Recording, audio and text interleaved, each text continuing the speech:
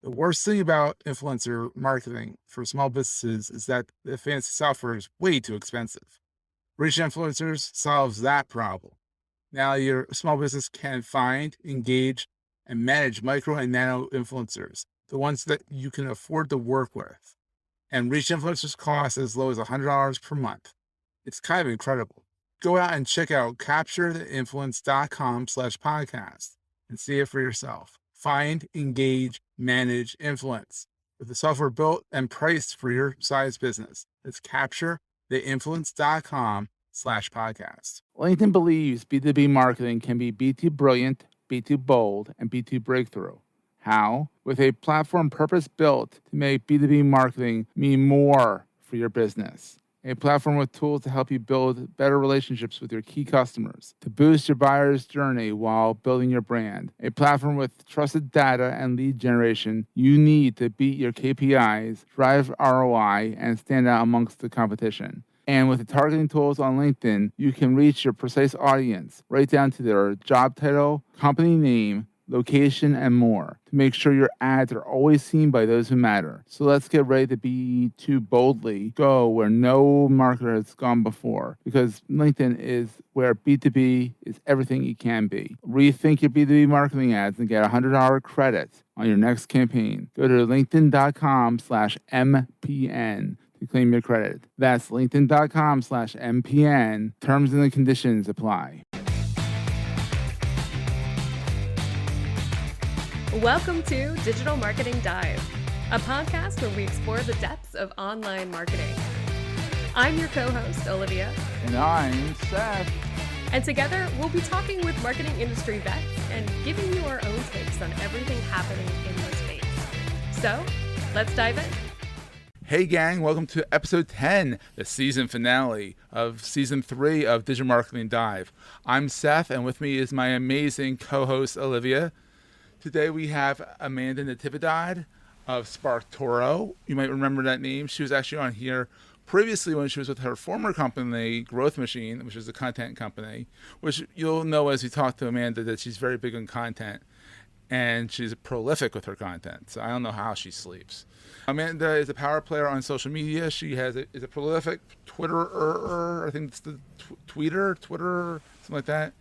And she has a prolific newsletter called The Menu, which will make sense as we get talking. She is the VP of Marketing at Sparturo, an audience intelligence platform started by Rand Fishkin, formerly of Moz, and Casey Henry. And they have office hours, I think, monthly, right, Amanda? It is monthly now, yeah. It's actually, as the day we're recording it, it's today. So we're going to get through this, and she can then, get something to eat before the next thing she's got to do. I appreciate that. Well, welcome to Digital Marketing Dive, Amanda.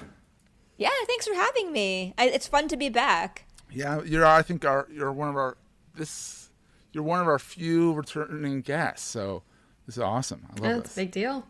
Ooh, and she's closing out season 3. It's a no pressure, right?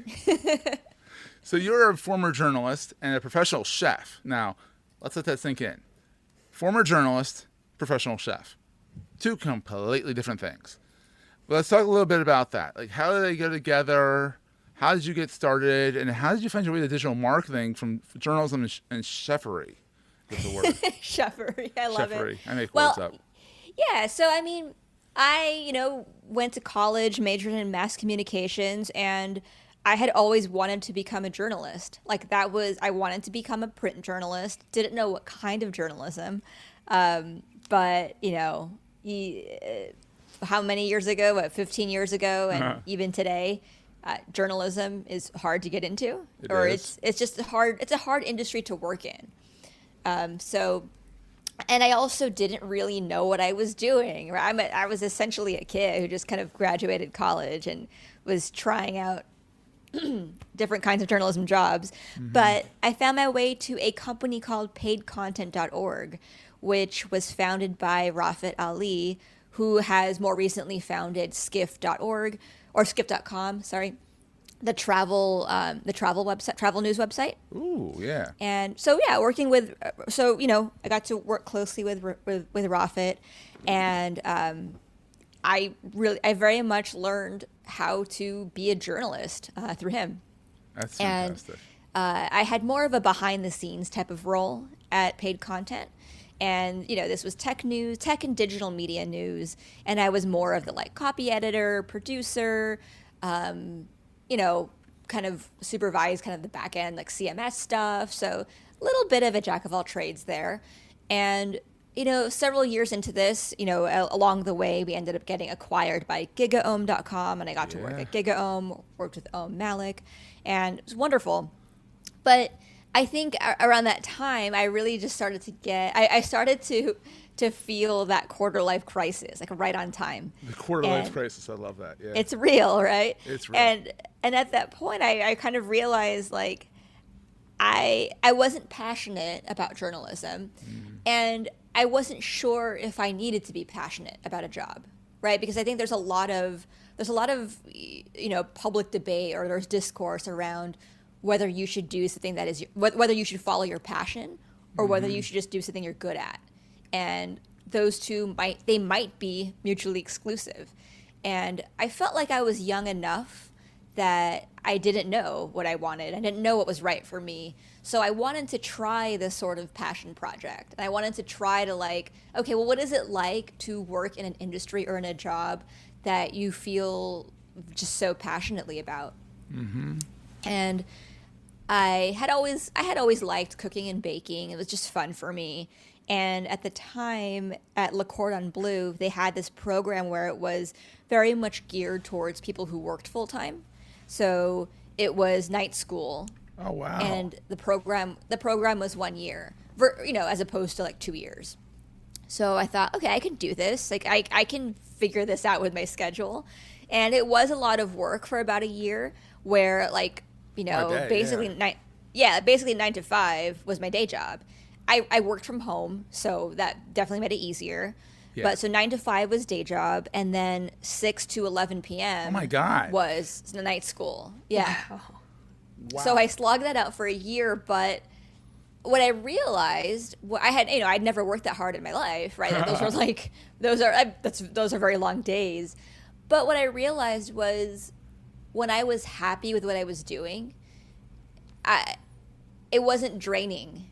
Right, like I would be tired at the end of the day, but it wasn't exhausting in the way that slogging in, day in and day out at a job you hate or at a school you hate. Yeah, it's soul-sucking. That's a different kind of exhausting. Yeah, this was just, I'm tired. I had a full day, and I still very much liked my day job. So, it was nice to work with my coworkers, consume and edit the news for a living. Like, that was still fun. Yeah. But then I got to have that time every night to just kind of get to work in a kitchen and do a lot of physical labor and get cooking and stuff. Literally get cooking, not figuratively. Literally get cooking. Yeah. So the plan was to become a food writer and maybe a private chef. There you go. And I also did not put a lot of thought or research into this and realized a little bit, but pretty quickly, that there are really just not that many food writing jobs. There's not many writing jobs. There's not many journalism jobs anymore either. So yeah. Right. Let alone food writing. Right. So when that was not really working out, but I still found ways to create my own content. Right. I started a food blog. I self-published a cookbook. Did some fun stuff that. Yeah. And then what ended up happening was I ended up stumbling into marketing. Wow. By way of freelancing at first. So I, had some friends of friends, right, who all needed help with their social media content, right? So then that was like, oh, I can do that. And keep in mind, this was many years ago when spinning up some Facebook posts and some tweets was a lot easier back then than it is today. Because, it was just a younger ecosystem, and it was a lot easier to stand out from the crowd.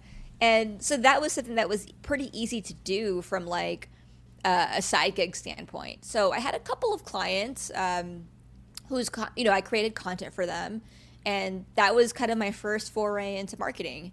And then along the way, I started to expand the scope of what I was looking for with respect to food writing. Because then I realized, wait, there are a lot of food tech companies that are getting a lot of funding. maybe I can work at one of those companies and do social media or content marketing because I know content. Like I can do that. Clearly, she knows content. If you follow Amanda online, she's like the queen of content. So. Not so much then, though. So yeah, I sent out a bunch of cold emails, got some interviews, and eventually got hired by a snack company. And from them, I was their content marketing manager, worked there for a number of years, and that was pretty much how I got into marketing. That's awesome. Hey gang, want to take a quick break, thank our sponsor, and get back to the show. LinkedIn believes B2B marketing can be B2 brilliant, B2 bold, and B2 breakthrough. How? With a platform purpose-built to make B2B marketing mean more for your business. A platform with tools to help you build better relationships with your key customers, to boost your buyer's journey while building your brand. A platform with trusted data and lead generation you need to beat your KPIs, drive ROI, and stand out amongst the competition. And with the targeting tools on LinkedIn, you can reach your precise audience, right down to their job title, company name, location, and more, to make sure your ads are always seen by those who matter. So let's get ready to B2 boldly go where no marketer has gone before, because LinkedIn is where B2B is everything it can be. Rethink your B2B marketing ads and get $100 credit on your next campaign. Go to linkedin.com/MPN to claim your credit. That's linkedin.com/MPN. Terms and conditions apply. That's super cool. So this is something that Seth has alluded to a couple of times. A few times. But you are super prolific across social media, and you're kind of talking a little bit about how you got into that and how that kind of came out of that food journalism journey. But I'd really like to know, what is your secret for producing so much content? The world wants to know. It's funny that you say that because I really don't think that I produce that much content. Are you kidding me? I really don't think I do. I mean, I feel the burnout at times, and at times I'm tired, and there are times when the last thing I want to do is write a blog post. But if you look at the Sparktoro blog, that's where most of my long form content has gone over the past year. I only have a handful of posts there. I think I only have 3 or 4 blog posts over the past year. That's yeah, but you also much. let's not forget the Twitter feed, and right, that's true. And the newsletter and the LinkedIn feed. There's a lot of content there, Amanda. A lot of different channels. That's true. There are a lot of different channels there, but I am repurposing the same core ideas over and over again. That's so maybe the trick. Yeah, and I think what, as you are saying this, and I'm thinking about it. We might also just be thinking about this differently, right? Yeah. Because, of course, I'm going to be my own harshest critic, where I think, oh my gosh, I've only written 3 blog posts, and yeah, I'm proud of them, but it's only 3. And, my standard is looking at my boss, Rand Fishkin, who can spit out a high quality novel blog post. He's not human. He's not human. We've had him on the show. He's one of the sweetest guys you ever meet. He truly is. But, my goodness, the guy is, he makes you look like you don't do anything, and you do a lot. So. Yeah, he can spit out a very meaningful blog post in 3 hours, and that's nothing to him, because he's that good, right? He's that great. But so I guess I kind of think of it as that's kind of my standard. So I'm I don't do that. But there is something to be said for homing in on a couple of core ideas or ideas that you feel very strongly about that maybe represent how you see the world, how you have unlocked business or marketing opportunities, and then using that as your foundation for creating additional content. That's a good idea. Yeah, I like that idea. So we now have also alluded to this thing called Sparturo. What is Sparturo, and how can a marketer use Sparturo in their digital marketing? Yeah, so Sparktoro is, we make audience research tools, right? So we have a couple of free tools that are related to our paid one. So some of our free tools include things like top trending marketing news on Twitter. That's one of our I love that one of our free products. We also have a fake follower audit, which I think is how a lot of people might have heard of us, where you can plug in any Twitter account, and we essentially we run our own analysis for whether how many fake followers we think by our own criteria that account has. And so that criteria, it includes a number of things, and of course everyone's going to have different types of criteria, but ours is some combination of it's many factors. It includes things like the content that's in someone's bio, whether they have a URL, whether they put their location. Of course, any of those things alone that's missing, it doesn't mean the account is fake or a bot. However, a bunch of these factors combined signal that they are probably a fake account. So it's also with respect to the age of the account, like how new it is, or how inactive they are, like if they haven't logged in 90 days or things like that. So that's cool. Yeah. That's one free tool we have. And then the last one we have is something called Sparkscore, where we measure an account's overall engagement. So this is one. I think one factor is fake followers, but it's also with regards to how often that account posts, how many likes, retweets, comments they get, the other accounts that they are associated with. So kind of gives you a sense for, basically how active and how impactful a given Twitter account is. A lot of it is because we believe that just because someone has 200,000 followers, it doesn't mean that they're the most influential person in that niche or in that industry, right? There are a lot of accounts that are much smaller than that are incredibly influential and impactful. And Sparkscore is kind of a way to shine a light on those kinds of highly influential but smaller accounts. That's awesome. And then finally, the paid tool is sort of the culmination of all this, right? We basically allow you to run an analysis of any type of audience based on their online public behavior. So we can run an analysis of the people who self-identify publicly as, say, marketing director, VP of marketing, or, founder, product manager. That's cool. Yeah. Father, mother, right? Titles that people would use in their publicly available bios to self-identify. And then we can also run analyses on websites, if there's enough traffic there, social accounts, things like that. It's pretty wild. I've dove in. I can never speak, but I mean, I've dived. Oh, whatever. I've gone into it and played with it a lot, and there's still more stuff I find every time I play with it. So yeah, it is an incredible suite of tools for people that are really interested in digital marketing. It's definitely something to check out.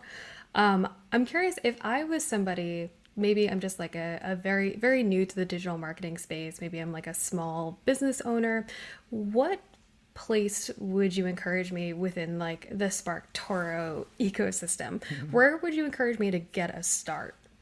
Yeah, that's a great question. So I would think about this, and it kind of depends on the type of industry you're in, right? So, one way I would look at this is maybe content inspiration and finding ways to find people to potentially do some co-marketing with. So let's just say you're a D2C company in the beauty space.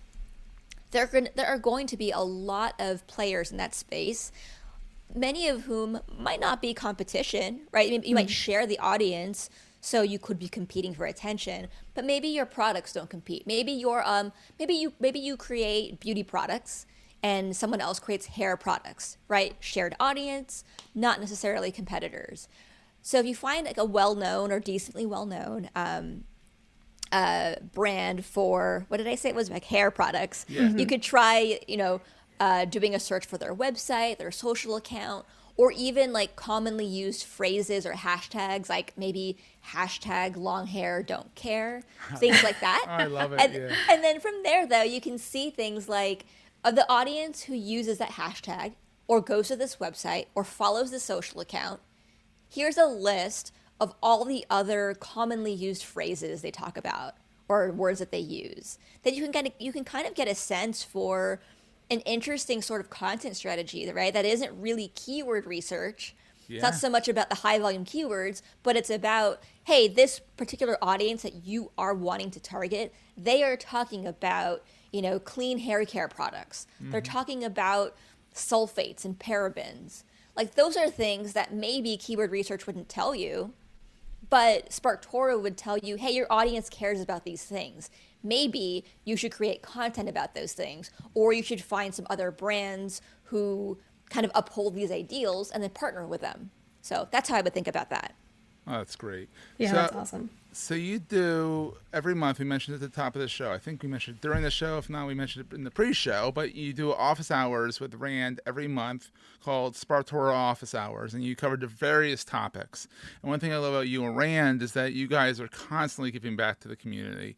You're writing blog posts, and you're not overly selling. You're letting Sparturo speak for itself, and you're just putting great content out there to help people. So tell us a little bit more about these office hours. Yeah, so these office hours, they kind of started out as the idea was to have some kind of forum for to have an easy way for our customers and people who are interested in us to ask questions about our product. But we also just felt like, well, we can't just we can't just open a Zoom and be like, hey, everyone ask questions. Like, that's not really how people engage, right? Mm-hmm. So then we were like, well, we need to have content for it. We need to have an actual presentation. And so what ended up happening was we started creating these presentations on marketing strategy, like in general, right? Like how to do cold outreach, how to pitch to your clients if you're an agency, right? Things fantastic. Related to marketing strategy and tactics. But then like showing people how to do this or what our point of view is on it. But then also showing how you might be able to incorporate Sparktoro to enhance that strategy. So the idea was it's a sort of product-led, content strategy for these office hours. But we really do want to show people, here's how you can do it without Sparktoro. Like, it's possible to do it without Sparktoro, but, it's better if you do. I love it. So I want to kind of segue that into, we had mentioned at the top of the show that you have a newsletter called The Menu. Yeah. So I would love to hear a little bit about that and what it's all about. Oh my gosh, I have not written it or sent it out in like 2 weeks. I'm feeling some guilt about that. Yeah. Because this started, I've been writing this newsletter for a year and a half now. And it really just started out as a sort of accountability tool to help me make sure I was publishing regularly. Mm-hmm. And I never intended for it to be a marketing newsletter or, a creator economy newsletter or however people might define it. It was sort of just like, these are things that I'm thinking about this week. So it would have like one like kind of short essay related to marketing or related to creativity or related to technology. Then I do include a couple of links that I think are worthy of being consumed, like really good articles or podcasts or tweets. And then finally a recipe based on something I've created. So I love that part about it. Yeah. I'm a subscriber. I'm a paying subscriber. Okay, yeah. And I'm like, this is worth its weight in gold. So that's very kind. Thank you. But yeah, I mean, I haven't written it in a little while, but I need to. I think I'm just kind of freaking myself out because now I'm like, oh no, people are here for the marketing insights. And I never really thought that's what it was. I thought it was just stuff. So now I'm nervous. Oh no, don't be nervous. It's fantastic. And look, you just have to get into a cadence, Yeah.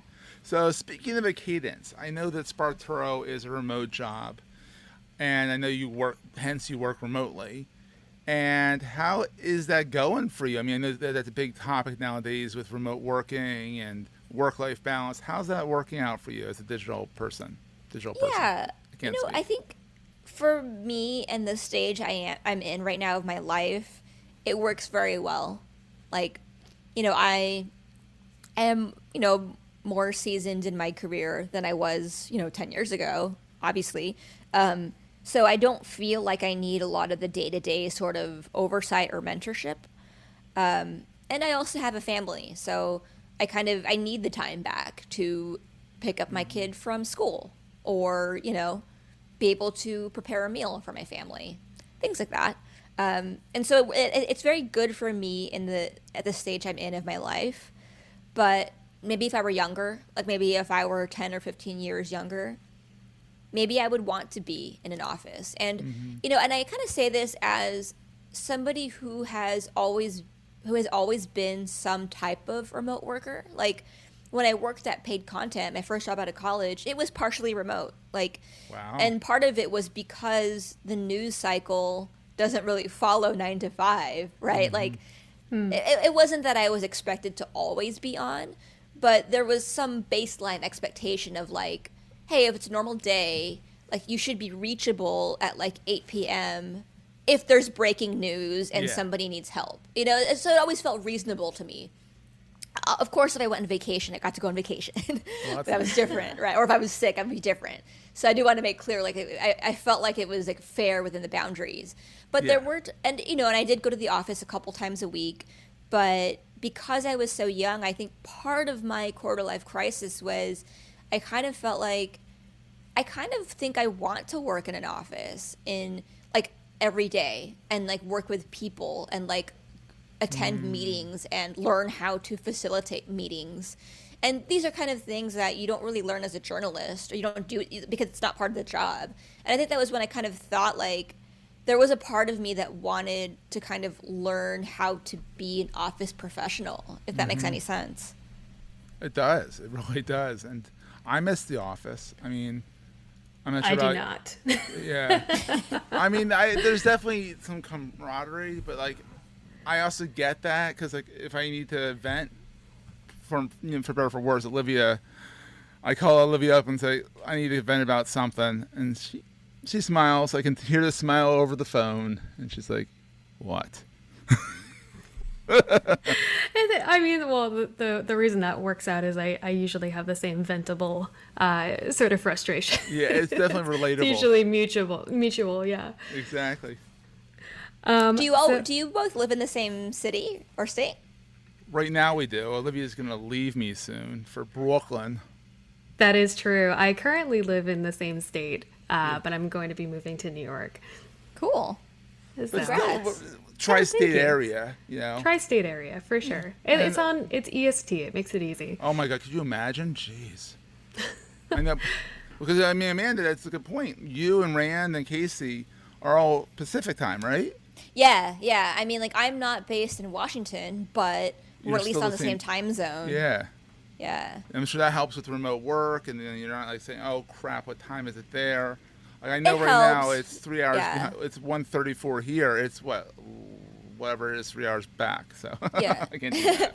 Well, I will say that there's an advantage to having colleagues on the East Coast and West Coast, and I felt this a lot in my journalism days, where my colleagues on the East Coast, right, they would wake up and like handle the news stuff, so that when I woke up and started working around 9 a.m. my time, they had already, you know, done some news articles and done some interviews and stuff. So it was like having coverage, right? Because then they would try to they would knock off at like 6 p.m.-ish for dinner. For me, it was only 3 p.m. So those of us on the West Coast were like, oh, we got this for the next couple hours. Yeah, it makes sense.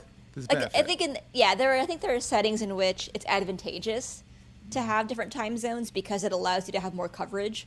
But, you know, it can be really tough for coordinating meetings and stuff like that. I can believe it, yeah. So I've got one final question for you, and it's just to sum up, if you had one piece of advice for the listeners out there on how they can grow their online presence, what would it be? One piece of advice I would give is to just keep trying a bunch of different types of content or ways of formatting or conveying your message, because a lot of it really is just a slog. Like it really is just getting through it and showing up every day or twice a week. Well, probably needs to be more than twice a week, but like showing up every day and like doing the thing, right? And showing up can look differently on any given day. It doesn't mean you have to publish, you know, essays every single day. It might mean like maybe you take one day to do more community building and like responding to questions and like responding to other people's content and elevating others' content. But I think it really is just, my advice is showing up every day in some capacity, whether it is to create, whether it is to intentionally consume, or amplify and support others' content. Love it. So Amanda, where can we find you online? Like, where's your main watering hole? I think I know the answer, but I might not. Well, on social media, my main watering hole is Twitter at Amanda Nat. I'm also on LinkedIn. And then, of course, you can find me on Sparktoro. We do have the Sparktoro blog, sparktoro.com, and you'll find the blog there. Yeah. And we also have a twice per month audience research newsletter, and that should go out this Thursday. Oh, it's fantastic. Yeah. Love it. Thank you. And then finally, on my personal site, I have amandanat.com, where you can subscribe to my supposedly once-a-week newsletter. But we'll see. Maybe twice a month, whatever. But I've gotten it, and it's fantastic. And I've tried the recipes; they're delicious. Thank you. So all right, so let's wrap up episode 10 of season 3. This is the season finale. Olivia, this has been a blast. This has been great. And we'll probably take a few months off, stretch our legs, give ourselves a little bit of an audio break, and we'll be back with season 4. And what a great way to send this off with Amanda. Oh, this is fantastic. Yeah, thank you so much, Amanda. Yeah, thank you, Olivia. Thank you, Seth. Hey, that's it for today's episode of Digital Marketing Dive. Our show was edited and produced by Seth Goldstein, with a little help from me, Olivia Ciccini. We are so thrilled to be part of the MPN podcasting family. Be sure to subscribe to our podcast wherever you're currently listening to this podcast. And if you like what you heard, drop us a review. It really helps us a lot. Until next time.